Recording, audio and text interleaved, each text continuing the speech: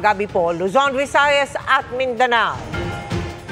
Kinalampag, pinagbabato at sinulatan ng mga militante at mga biktima umano ng baha.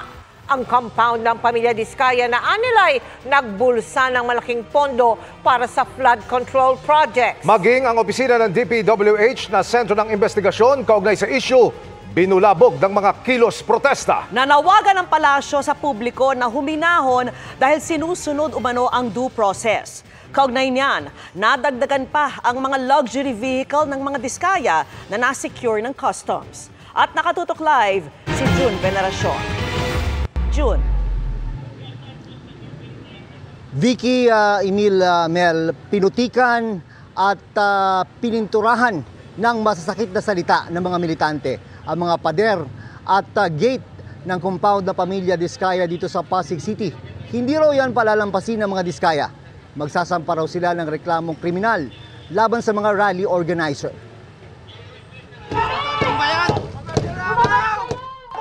Ilang minutong kinalampag ng mga militante at ilang biktima ng pagbaha ang compound ng pamilya Diskaya sa Pasig City.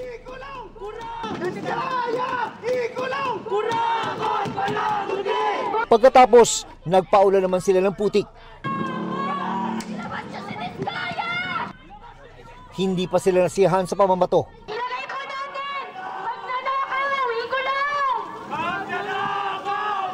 Gamit ang pintura, tinadtad din nila ng masasakit na salita ang gate at pader ng mga Diskaya na inaakusahan nilang nagbulsa ng bahagi ng malalaking pondo para sa mga flood control project. Yung gusto nating ipakita doon, yung mismong galit natin sa kanila na tayo, habang tayo ay nilulubog sa baha at putek, sila lumulubog naman sila sa pera na ninakaw nila sa mamamayan. Kusang nag-disperse sa mga ralista matapos pagsabihan ng pulisya na nag-deploy ng mas maraming tauhan kasunod ng gulo. Malinaw po na malicious mischief yan.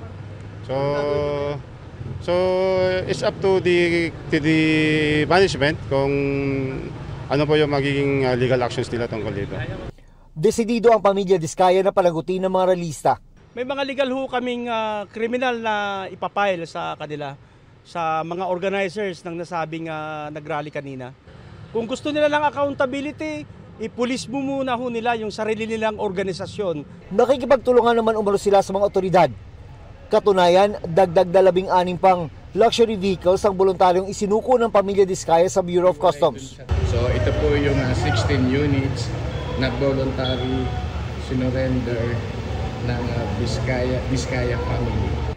Naisa ilalim na ang mga ito sa sealing and documentation. Kabuuang 28 sasakyan na ng mga Diskaya ang sinisecure ngayon ng customs para imbestigahan kung tama ang binayarang buwis. Tugma sa bilang na inamin ni Sara sa Senado na pagmamayari nila. Sana po matapos na yung isyong luxury cars na yan. Para wala, kagaya po ng parati kong sinasabi sa inyo, wala pong tinatago ang spouses Diskaya.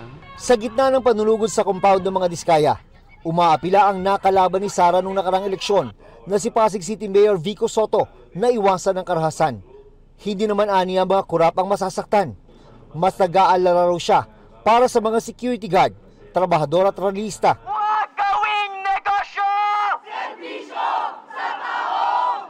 Pero hindi lang sa bahay ng mga Diskaya nagkagulo. Hinagisan din ng mga ralista ang opisina ng Department of Public Works and Highways sa Maynila ng lobo, supot na may lamang bulok na gulay, babahong tubig at umano'y pintura. Sentro rin ngayon ng investigasyon sa mga flood control project ang DPWH. Nananawagan din ang national government na huminahon. Hindi po na naisin ng Pangulo na ganito ang mangyari.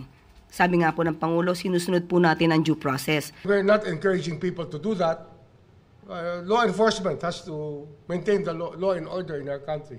Hindi pwedeng pamarisan yung kanyang gawain kasi ano yan it can trigger a kind of hysteria that we don't need.